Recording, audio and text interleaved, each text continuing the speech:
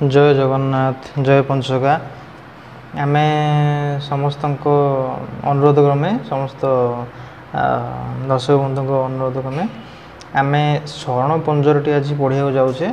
शरण पंजरटी पढ़िया जाऊे तो एथि भी बहुत सारे रेस्ट्रिक्शन अच्छे आम किसी जिन आपन को पढ़े शुणी पारू ना तो आम जी पारू आम आपण पाखे से जिन खोलिकी कहीपर पढ़ी पार जहाँ अच्युतानंद लिखिं आज्ञा स्वामी अच्युत शरण आज्ञा गुरु अच्युत शरण श्री गुरु अच्युताय नमः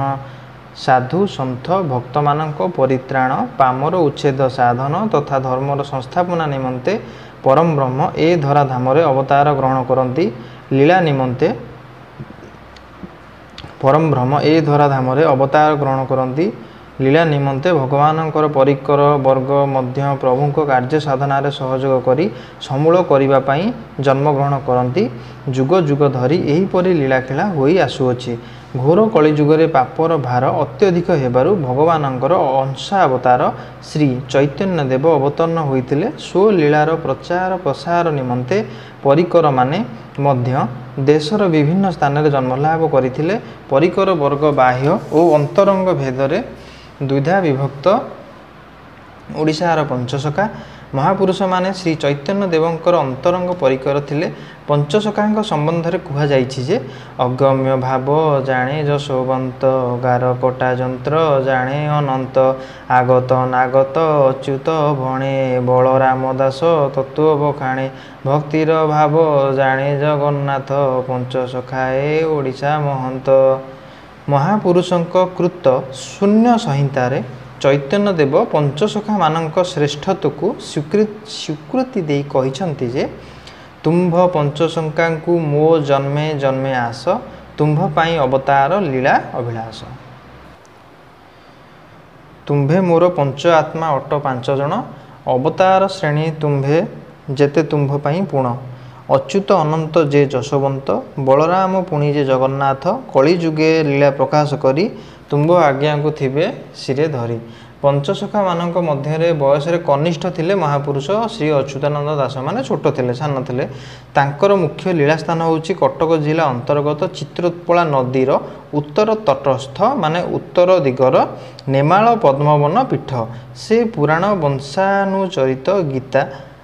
भागवत संहिता जंत्र मंत्र तंत्र ज्योतिष चिकित्सा शास्त्र शकुन शास्त्र आगत भविष्यत धर्मतत्व भित्तिक लक्षाधिक ग्रहण रचयिता। गोपाल गुरु गोसाई भावरे उत्तर रे गंगा ठारू दक्षिण रे ऋषिकुल्या पर्यंत दक्षिण दिग माने हमर गंजाम हेरिका एपट साइड दक्षिण दिगर ऋषिकुल्या नदी पर्यंत पूजा पाऊ थिबा महापुरुषंकर जन्मस्थान जन्म समय एवं जाति इत्यादि रे बहु कथा लोकमुखर शुणा जाए कारण बहुत वर्षर कथा ना पंचदश शताब्दीर कथा। सुआर मूल्य सुआ कहिबा न्याय रे गोसाईंकर स्वचरित ग्रंथ मानकरे से निज जन्म विवरणी मध्य इंगित रे देइछंती। वंश परिचय जाति तथा जन्मस्थान इत्यादि प्रांजल भाव मध्य लिखि जाइछंती।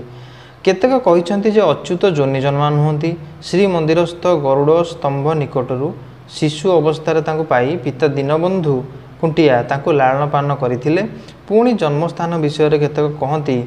अच्युत जो तिलकोणा ग्राम रे जन्म ग्रहण करथिले से जन्म ग्रहण करथिले तिलकोणा ग्राम रे किंतु तांकर जो लीला करथिले कोठी हमर पद्मवन नेमाळ रे तिलकोणा जन्मी थिले से तिलकोणा पुरी निकट रे इत्यादि एमती किछि अछि। तो ए संबंध रे महापुरुष स्व ग्रंथ रे उल्लेख करिसंती निज ग्रंथ रे शुण जहाँ पचारिलु हेतु करी मन का रामदास कहउसंती कथोपकथन माध्यम रे आंभ हेबार तिलकोणा नगर स्थान चित्रोत्पला नदी लवण धारकूल है लगे लवण धारकूल माने समुद्र निकट पार्श्व निकटवर्ती दीनबंधु पिता तहिरे जे थल पद्मा नामे माता मोर से स्थान रे घर विद्या पढ़ाउण थिले विप्र सुज्ञ नर। गुरुभक्ति गीतार एटा तृतीय खंड दशम पटल अच्छी आम पर गुरुभक्ति गीता को हस्तगत कले भी आम पढ़ी आपको शुणबू। गुरुभक्ति गीता बहुत इंपोर्टाट गीता। दीनबंधु नामे खुंटिया शूद्रर कूल होइबु जात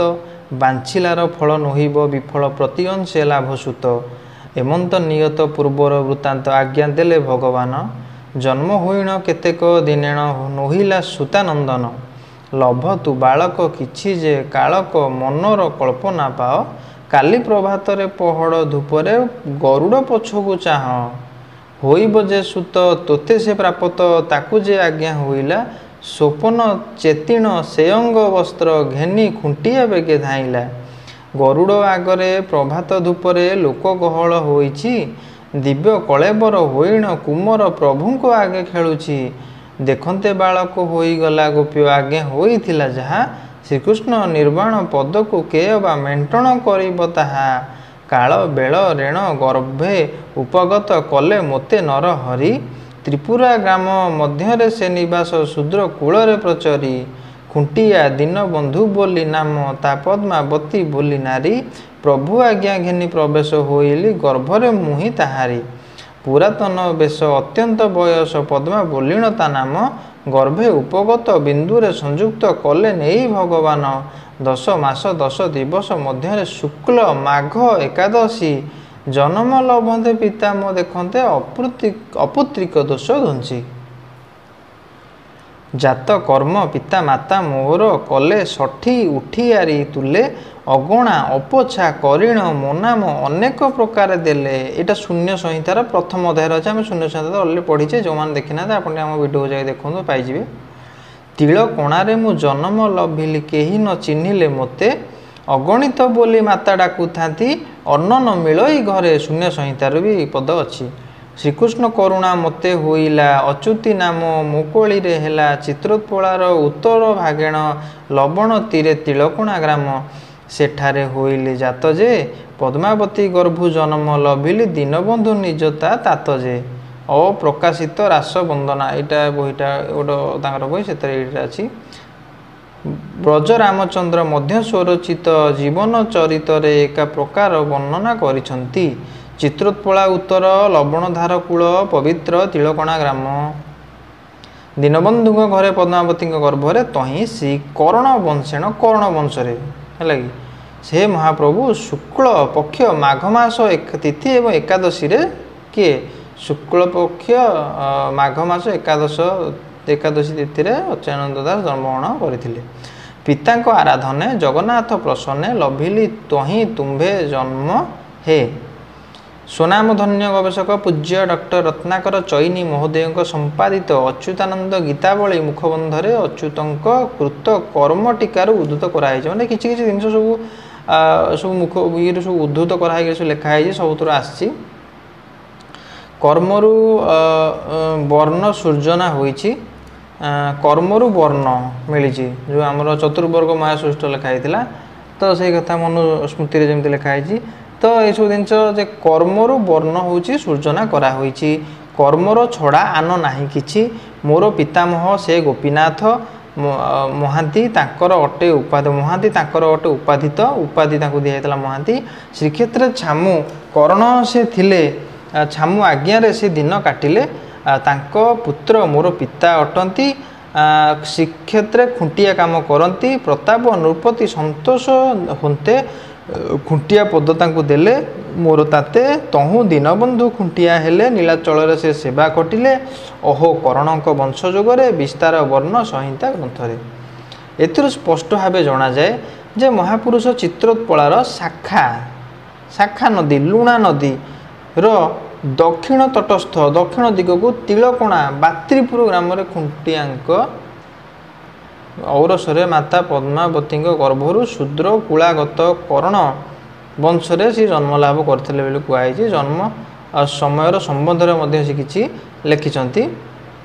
पचारिलु राम जन्म अंक अति ही गुप्त बड़ विवेक कही से डाहाण अंग को गुणीबु जेबे डाहाण अंग को गुणीबु जेबे बाम अंग गोटी मिसाओ तेबे अच्छा एम तो साल होइबनी कर सी जो साल कथा ये कहती से गोटे जगार कहते साल गुप्त हो मसीहा चलो ये पुणी साल कथा कहती सब चंदा चंदी की कहते अच्छा शुण रामचंद्र एथि भीतर सात भुज अच्छी मणि मित्र रे सात भुज मान सातटा बाहु सात भुज अच्छी मणि मित्र रे मणि एवं मित्र मणि हूँ कौन नागमणि ना कौन मणि मित्र रे मित्र मान तो बंधु अच्छा तुरी सन घेनी उड्र राष्ट्र माने उत्कल कथा कहुई ओडिशा कथा यही अंके मु जन्म होइली से अंकटा एमिति बागरे एटी वर्णना करिसंती ए अंक आमे साधारण मनुष्य बुझियाटा संभव नुहे अच्युत बोली नाम को पाइली है तो उदय कहानी ये वर्णना से करिसंती उपरोक्त पदमानकर व्याख्या करी आम अर्थ गोटे बाहर कराई जे ए मूढ़ अज्ञान पक्षे दुरूह असंभव मध्य सत कथा आम ये ताकर जो भावना संबलित जो ये लिखिं पद एर माने जो आक्षरिक जिनस बाहर कराटा संभव नुह व्याख्या करी तेणुकर आम जी पारिचे ताको आम कहवा अच्युत पूर्व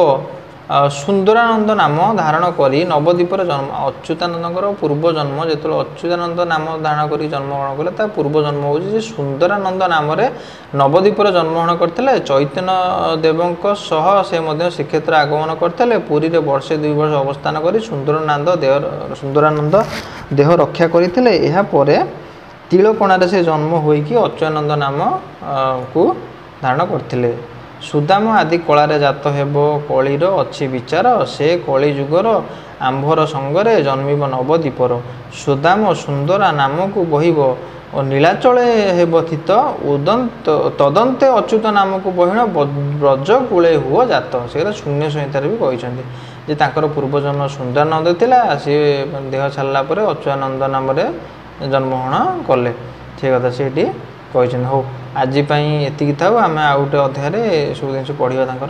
तापर शरण पंजर जहाँ सब अच्छी पढ़ा जय जगन्नाथ जय पंचगा भगवान आपको मंगल करते।